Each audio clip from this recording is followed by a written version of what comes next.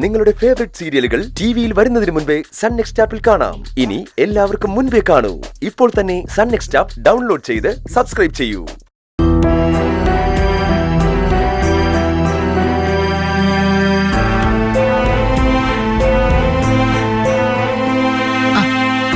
രഘുവേട്ടാ, ഇവിടെ വന്നിരുന്ന എന്താ ആലോചിക്കാ? അത്താഴം കഴിക്കണ്ടേ? നിങ്ങളൊന്നും കഴിച്ചില്ലല്ലോ. ഞങ്ങൾക്ക് ഇനിയും ജോലിയുണ്ട്. ചീരു ആഹാരം കഴിക്കുന്നേ ഉള്ളൂ. രഘുവേട്ടൻ എന്താ അച്ഛന്റെ കൂടെ ഇരുന്ന് ആഹാരം കഴിക്കാതിരുന്നേ? വിശപ്പ് തോന്നിയില്ല. നമുക്ക് ഒരുമിച്ച് കഴിക്കാനോ? രഘുവേട്ടൻ എന്തിനാ അതുവരെ കാത്തിരിക്കുന്നേ? കഴിച്ചിട്ട് കടന്നൂടെ? ഇന്നെന്തായാലും അമ്പിളി ചേച്ചി രഘുവേട്ടനോട് സംസാരിക്കാൻ തയ്യാറാവുമെന്ന് എനിക്ക് തോന്നുന്നില്ല.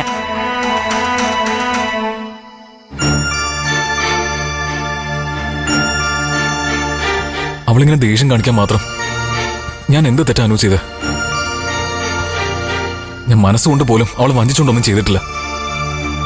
അത് അമ്പിളി ചേച്ചിക്ക് മനസ്സിലാവാൻ കുറച്ച് ടൈം എടുക്കും രഘുവേട്ട. മനസ്സ് മുറിഞ്ഞ ഉണങ്ങാൻ കുറച്ച് പ്രയാസം. അതിന് രഘുവേട്ടൻ സമയം കൊടുക്കണം.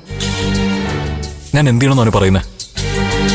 അവളുടെ മനസ്സ് നേരാവുന്നവരെ എനിക്കിവിടെ ഇങ്ങനെ ഇരിക്കാൻ പറ്റുമോ? അമ്പിളിന്റെ ക്ഷമിച്ചെന്ന് പറയാതെ എനിക്ക് ഇവിടുന്ന് പോവാനും കഴിയില്ല. അതെന്താ രഘുവേട്ടന് പോയാല്? രഘുവേട്ടന്റെ ബിസിനസ് നോക്കി നടത്തണ്ടേ? ഞാൻ പറയുന്നത് രഘുവേട്ടൻ ദിവസവും കമ്പനി പോയിട്ട് വരണമെന്നാ. ബിസിനസ്സും കുടുംബവും ഒക്കെ മാത്രമായിരിക്കണം ഇനി രഘുവേട്ടന്റെ മനസ്സിലുണ്ടാവേണ്ടത്. പിന്നെ അമ്പിളി ചേച്ചിക്ക് ഇവിടെ ഒരു നിമിഷം പോലും വെറുതെ ഇരിക്കാൻ പറ്റാത്തത്രയ്ക്കും ജോലിയുണ്ട്. അതുകൊണ്ട് ചേച്ചിക്ക് വേറൊന്നും ചിന്തിക്കാൻ സമയം ഉണ്ടാവില്ല. രഘുവേട്ടൻ ആത്മാർത്ഥമായിട്ട് മുന്നോട്ട് പോകുന്നു തോന്നിക്കഴിഞ്ഞാ അമ്പിളി ചേച്ചി തനിയെ രഘുവേട്ടന്റെ അടുത്തേക്ക് വരും. രഘുവേട്ടൻ വാ, ഞാൻ ആഹാരം വിളമ്പി വെക്കാം.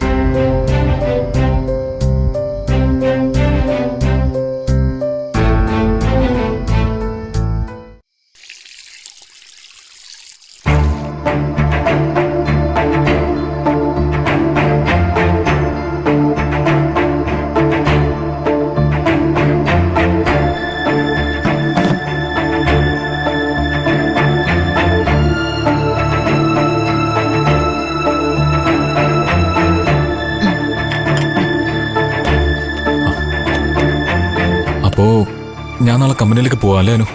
രഘുവേട്ടൻ അച്ഛനോട് കൂടി ഒന്ന് സംസാരിക്കും. ഞാൻ എന്റെ ഒരു അഭിപ്രായം പറഞ്ഞതേ ഉള്ളൂ. അമ്മാവനോട് ഞാൻ രാവിലെ സംസാരിക്കാം.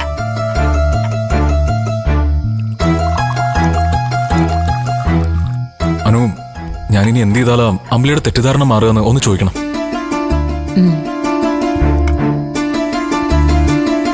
അതിനൊരു മറുപടി കിട്ടിയാ പിന്നെ എനിക്കതുപോലെ ചെയ്യാലോ. അനു,